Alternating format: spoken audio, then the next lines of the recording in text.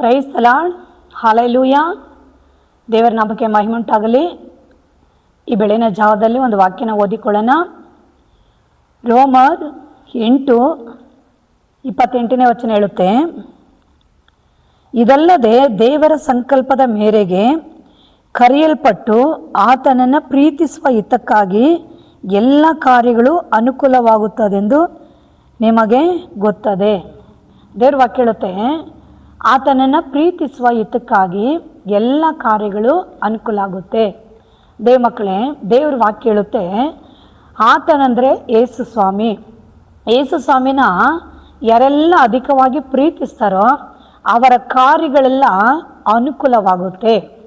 ಎಷ್ಟೋ ಸ್ಥಳಗಳಲ್ಲಿ, ಎಷ್ಟೋ ಮನುಷ್ಯರ ಜೀವಿತ ಕುಟುಂಬಗಳಲ್ಲಿ ನಾವು ನೋಡುವಾಗೆ ಕಾರ್ಯಗಳು ಅನುಕೂಲವಾಗದೆ ಹೋಗ್ಬಿಡ್ತವೆ.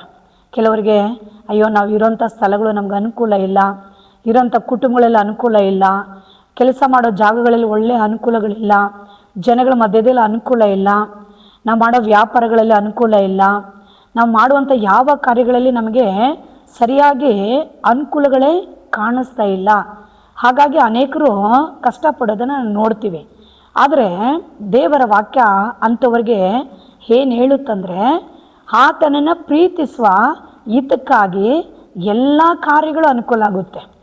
ಎಲ್ಲ ಕಾರ್ಯಗಳಲ್ಲಿ ಏನಾಗುತ್ತಂದರೆ ಅನುಕೂಲ. ನಮಗೆಲ್ಲ ಕಾರ್ಯಗಳಲ್ಲಿ ಅನುಕೂಲಗಳು ಆಗಬೇಕಾದರೆ ಮೊದಲು ನಾವು ಮಾಡಬೇಕಾಗಿರುವಂಥ ಒಂದು ಕಾರ್ಯವಿದೆ. ಅದು ಏನಂದರೆ, ಕರ್ತನಾದ ಯೇಸು ಕ್ರಿಸ್ತನ್ನ ಮೊದಲಾಗಿ ನಾವು ಪ್ರೀತಿಸಬೇಕು.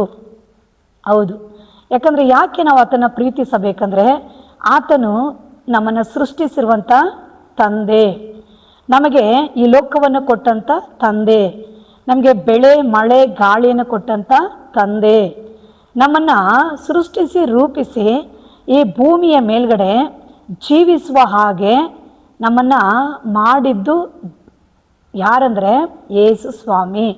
ಹಾಗಾಗಿ ನಾವು ಆತನ್ನು ಅಧಿಕವಾಗಿ ಏನು ಮಾಡಬೇಕು? ಪ್ರೀತಿಸಬೇಕು. ಮಕ್ಕಳು ತಂದೆನ ಅಧಿಕವಾಗಿ ಪ್ರೀತಿಸುವ ಹಾಗೆ ದೇವರನ್ನ ನೀವೆಲ್ಲರೂ ಅಧಿಕವಾಗಿ ಪ್ರೀತಿಸಬೇಕು.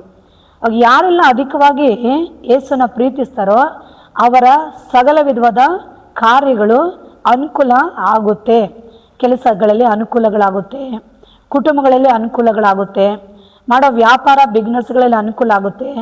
ಅಥವಾ ನಾವು ಯಾವ ಕಾರ್ಯಗಳು ಮಾಡೋಕ್ಕೋದ್ರೂ ಆ ಎಲ್ಲ ರೀತಿಯಾದ ಕಾರ್ಯಗಳಲ್ಲಿ ನಾವು ಅನುಕೂಲಗಳು ಆಗೋದನ್ನು ನಾವು ನೋಡ್ಬೋದು. ಅದಕ್ಕೆ ನಾವೇನು ಮಾಡಬೇಕಂದ್ರೆ ಯೇಸುವನ್ನು ಪ್ರೀತಿಸಬೇಕು. ಜ್ಞಾನೋಕ್ತಿ 8:17 ವಚನ ಹೇಳುತ್ತೆ, ನೀವು ನನ್ನನ್ನು ಪ್ರೀತಿಸುವುದಾದರೆ ನಾನು ನಿಮ್ಮನ್ನು ಪ್ರೀತಿಸುತ್ತೇನೆ. ನೋಡಿದ್ರೆ ದೇವ್ರು ಹೇಳ್ತಾರೆ, ನೀವು ನನ್ನನ್ನು ಪ್ರೀತಿ ಮಾಡಿದ್ರೆ ನಾನು ನಿಮ್ಮನ್ನು ಪ್ರೀತಿಸುತ್ತೇನೆ. ದೇವರನ್ನ ಪ್ರೀತಿ ಮಾಡೋರು ಏನು ಮಾಡ್ತಾರೆ? ಮೊದಲು ಪ್ರಥಮ ಸ್ಥಾನ ಪ್ರಾರ್ಥನೆಯಲ್ಲಿ, ಆರಾಧನೆಯಲ್ಲಿ, ದಿನಗಳಲ್ಲಿ, ಎಲ್ಲ ರೀತಿಯಾದ ಕೆಲಸ ಕಾರ್ಯಗಳಲ್ಲಿ, ಸಮಯ ಸಂದರ್ಭಗಳಲ್ಲಿ ಪ್ರಥಮ ಸ್ಥಾನಗಳನ್ನ ದೇವರಿಗೆ ಕೊಡಬೇಕು. ಹಾಗೆ ಕೊಡುವಾಗೆ ಇದರಿಂದ ಏನು ಗೊತ್ತಾಗುತ್ತಂದರೆ ಅವರಿಗೆ ದೇವರ ಮೇಲೆ ಅಧಿಕವಾದ ಪ್ರೀತಿ ಇದೆ. ಹಾಗಾಗಿ ಮೊದಲು ಪ್ರಥಮ ಅವರು ದೇವರಿಗೆ ಕೊಡುವರಾಗಿರ್ತಾರೆ. ನಾವು ಆ ರೀತಿಯಾಗಿ ದೇವರನ್ನ ಪ್ರೀತಿಸೋದಾದರೆ ದೇವರು ನಮ್ಮನ್ನು ಪ್ರೀತಿಸ್ತಾನೆ. ನಮ್ಮನ್ನು ಯಾವ ರೀತಿಯಾಗಿ ಪ್ರೀತಿಸ್ತಾನಂದರೆ, ನಾವು ಮಾಡುವ ಕೆಲಸ ಕಾರ್ಯಗಳಲ್ಲಿ ಎಲ್ಲದರದಲ್ಲಿ ದೇವರು ನಮಗೇನು ಮಾಡ್ತಾನೆ? ಆಶೀರ್ವಾದಗಳನ್ನು, ಅದ್ಭುತಗಳನ್ನು, ಒಳ್ಳೆಯ ರೀತಿ ಸಮೃದ್ಧಿಗಳನ್ನು ನಾವು ಮಾಡುವ ಕಾರ್ಯಗಳಲ್ಲಿ ಎಲ್ಲವನ್ನು ಸಮೃದ್ಧಿಯಾಗಿ ಫಲಿಸುವ ಹಾಗೆ ದೇವರು ನಮ್ಮನ್ನು ಅದ್ಭುತವಾಗಿ ಏನು ಮಾಡ್ತಾನೆ? ನಡೆಸಲು ಶಕ್ತನಾಗಿರ್ತಾನೆ. ಹಾಗಾಗಿ ನಾವು ಅವರನ್ನ ಪ್ರೀತಿ ಮಾಡಿದ್ರೆ ಅವರು ನಮ್ಮನ್ನು ಪ್ರೀತಿಸುತ್ತಾರೆ. ಯೇಸು ಒಂದು ಬಾರಿ ಎಲ್ಲರಿಗಾಗಿ ಪ್ರೀತಿನ ಕಲ್ವಾರಿ ಶಿಲುಬೆಯಲ್ಲಿ ತೋರಿಸಿದ್ದಾರೆ. ತಮ್ಮ ಇಡೀ ಶರೀರದಲ್ಲಿರುವಂಥ ರಕ್ತವನ್ನೇ ಕೊಟ್ಟು ಪ್ರೀತಿ ಮಾಡಿದ್ದಾರೆ. ಅವರು ಇಡೀ ಶರೀರವನ್ನೇ ನಿಮಗಾಗಿ ಕೊಟ್ಟು ಪ್ರೀತಿ ಮಾಡಿದ್ದಾರೆ. ಪ್ರಾಣವನ್ನೇ ಕೊಟ್ಟು ನಿಮಗಾಗಿ ಅವರು ಪ್ರೀತಿ ಮಾಡಿದ್ದಾರೆ. ಮತ್ತು ನಿಮಗಾಗಿ ಪರಲೋಕಕ್ಕೆ ಹೋಗಿ ಪರಲೋಕದಲ್ಲಿ ವಾಸಸ್ಥಾನಗಳನ್ನು ಆಯತ್ತಪಡಿಸಿಕೊಂಡಿದ್ದಾರೆ. ಮತ್ತೆ ಅವರು ಈ ಲೋಕಕ್ಕೆ ಬಂದು ನಮ್ಮನ್ನು ಕರೆದುಕೊಂಡೋಗಿ ತಾನು ವಾಸ ಮಾಡೋ ಸ್ಥಳದಲ್ಲಿ ಸೇರಿಸಿಕೊಳ್ಳಲು ಮತ್ತೆ ಈ ಲೋಕಕ್ಕೆ ಅವ್ರು ಬರುವರಾಗಿರ್ತಾರೆ. ನೋಡ್ರಿ, ದೇವರ ಪ್ರೀತಿ ಎಷ್ಟು ಅಪಾರವಾದದ್ದು, ಎಷ್ಟು ಮಹಿಮೆಯಾದದ್ದು. ಆತನ ಹಾಗೆ ಇಡೀ ಸರ್ವಲೋಕದಲ್ಲಿ ಮನುಷ್ಯನ ಪ್ರೀತಿ ಮಾಡೋರು ಯಾರೊಬ್ಬರು ನೋಡಲು ಸಾಧ್ಯವಿಲ್ಲ. ಅವ್ರು ಹೇಳ್ತಾರೆ, ನೀವು ನನ್ನ ಪ್ರೀತಿಸಿರಿ, ನಾನು ನಿಮ್ಮನ್ನು ಪ್ರೀತಿಸುತ್ತೇನೆ. ನೀವು ನನ್ನ ಆತುರದಿಂದ ಹುಡುಕಿದ್ರೆ ನಾನು ನಿಮಗೆ ಸಿಗ್ತೀನಿ. ಯೇಸುವನ್ನು ಹುಡುಕ್ಬೇಕಂದ್ರೆ ಎಲ್ಲಿಗೆ ಹೋಗೋದು? ಎಲ್ಲಿಗೂ ಹೋಗೋ ಅವಶ್ಯಕತೆ ಇಲ್ಲವೇ ಇಲ್ಲ. ಇರೋಂಥ ಸ್ಥಳಗಳಲ್ಲಿ ಹೃದಯದ ಒಳಗಡೆ ನಾವು ದೇವರನ್ನ ಹುಡುಕಬೇಕು. ನಮ್ಮ ಅಂತರಾಳದಲ್ಲಿ, ನಮ್ಮ ಆಳ ಹೃದಯದಲ್ಲಿ, ನಮ್ಮ ಆಳ ಮನಸ್ಸು ಒಳಗಡೆ ನಾವು ಯೇಸುವನ್ನು ಹುಡುಕಬೇಕು.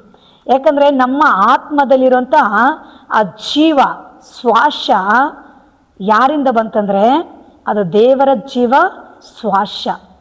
ಅದು ನಮ್ಮ ಹೃದಯದ ಒಳಗಡೆ ಇರುವಾಗೆ ನಾವು ಆ ಸ್ಥಳದಲ್ಲಿ ನಾವು ದೇವರನ್ನ ಹುಡುಕಿದ್ರೆ ಅವರು ನಮ್ಗೆ ಸಿಗ್ತಾರೆ, ಅವರು ನಮಗೆ ಕಾಣಿಸಿಕೊಳ್ತಾರೆ. ದೇವ್ರನ್ನ ಹೊರಗಡೆ ಎಲ್ಲ ಹೋಗಿ ಹುಡುಕುವಂಥ ಅವಶ್ಯಕತೆ ಇಲ್ಲ. ನಿಮ್ಮ ಹೃದಯದ ಒಳಗಡೆನೇ ದೇವರು ಇರ್ತಾನೆ.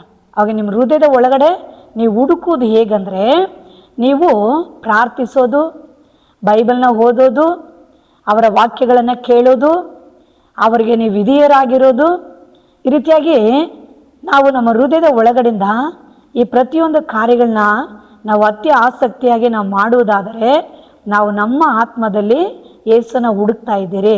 ಹಾಗೆ ನಾವು ಹುಡುಕುವಾಗೆ ಅವರು ನಮಗೆ ಸಿಗ್ತಾರೆ, ಅವರು ನಮಗೆ ಕಾಣಿಸಿಕೊಳ್ತಾರೆ.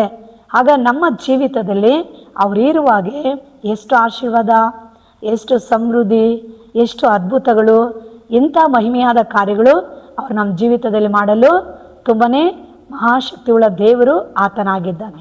ದೇವ ಜನರೇ, ಈ ಬೆಳಗಿನ ಜಾವದಲ್ಲಿ ನಿಮ್ಮ ಜೀವಿತಗಳಲ್ಲಿ ನೀವೇನು ಮಾಡಬೇಕಂದ್ರೆ ಆತನ ಪ್ರೀತಿಸ್ರಿ. ಲೋಕದಲ್ಲಿ ಎಲ್ಲರಿಗಿಂತ ಹೆಚ್ಚಾಗಿ ಯೇಸುನ ಪ್ರೀತಿಸ್ರಿ. ಎಲ್ಲ ಮನುಷ್ಯನಿಗಿಂತ ಹೆಚ್ಚಾಗಿ ಯೇಸುನ ಪ್ರೀತಿಸ್ರಿ. ಆಗಲೇ ಅವರು ನಿಮ್ಮನ್ನು ಪ್ರೀತಿಸುತ್ತಾರೆ. ನಿಮ್ಮ ಹೃದಯದಲ್ಲಿ ಆತುರದಿಂದ ಹುಡುಕ್ರಿ, ಆಗ ಅವರು ನಿಮಗೆ ಸಿಗ್ತಾರೆ. ಸಿಕ್ಕುವಾಗ ನಿಮ್ಮ ಜೀವಿತದಲ್ಲಿ ಎಲ್ಲ ಕೊರತೆಗಳು ನೀಗಿ ಹೋಗ್ತವೆ, ಎಲ್ಲ ನಷ್ಟಗಳು ನೀಗಿ ಹೋಗ್ತವೆ, ಎಲ್ಲ ರೀತಿಯಾದ ಕಾರ್ಯಗಳು ಮಂಜಿನ ಹಾಗೆ ನೀಗಿ ಹೋಗೋದನ್ನು ನೀವು ನೋಡ್ತೀರ.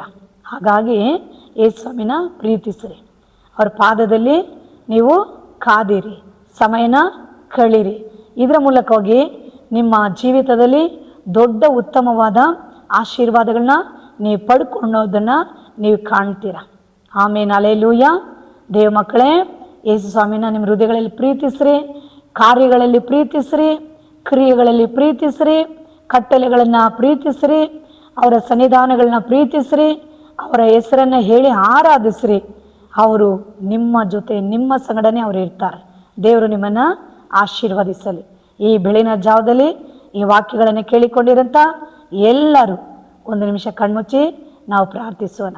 ಯೇಸು ರಾಜ, ಇದೋ ಸ್ವಾಮಿ, ಈ ಬೆಳಗಿನ ಜಾವದಲ್ಲಿ ದೇವ, ನಿನ್ನನ್ನು ಪ್ರೀತಿಸೋರಿಗೆ ಎಲ್ಲ ಕಾರ್ಯಗಳು ಅನುಕೂಲ ಆಗುತ್ತಂದು ಹೇಳಿದಿರಲ್ಲಪ್ಪ. ಈ ವಾಕ್ಯನ ಕೇಳಿಕೊಂಡಿರೋಂಥ ಎಲ್ಲ ಜನರು ನಿಮ್ಮನ್ನು ಪ್ರೀತಿಸೋರಾಗಿ, ನಿಮ್ಮ ಪ್ರೀತಿಯ ರಸವನ್ನು ಎಲ್ಲ ಹೃದಯಗಳಲ್ಲಿ ಸುರಿಸಿ ಎಲ್ಲರೂ ನಿಮ್ಮನ್ನು ಅಧಿಕವಾಗಿ ಪ್ರೀತಿಸುವಾಗೆ ನೀವೇ ಆ ಪ್ರೀತಿ ರಸ ಅವ್ರ ಹೃದಯಗಳಲ್ಲಿ ಒಯ್ದು ಅಪ್ಪ ಅವ್ರಿಗೆಲ್ಲ ನಿಮ್ಮನ್ನು ಪ್ರೀತಿಸುವಾಗೆ ಮಾಡಬೇಕಾಗಿ ಪ್ರಾರ್ಥನೆ ಮಾಡ್ತೀನಿ. ಎಲ್ಲ ಕಾರ್ಯಗಳನ್ನ ಅನುಕೂಲವಾಗಿ ನಡೆಸ್ಕೊಡು, ಎಲ್ಲರನ್ನ ಆಶೀರ್ವದಿಸು. ಹಾಗೇ ಮಾಡಿರಿ, ಯೇಸು ನಾಮದಲ್ಲಿ ತಂದೆ, ಆಮೇನ್. ದೇವ ಮಕ್ಕಳೇ, ಈ ಬೆಳಗಿನ ಜಾವದಲ್ಲಿ ಈ ವಿಡಿಯೋನ ನೋಡಿಕೊಂಡಿರೋಂಥ ಎಲ್ಲರಿಗೂ ಲೈಕ್ ಮಾಡಿ, ಶೇರ್ ಮಾಡಿ. ದೇವರು ನಿಮ್ಮನ್ನು ಅತ್ಯಧಿಕವಾಗಿ ಆಶೀರ್ವದಿಸಲಿ. God bless you. ಆಮೇನ್.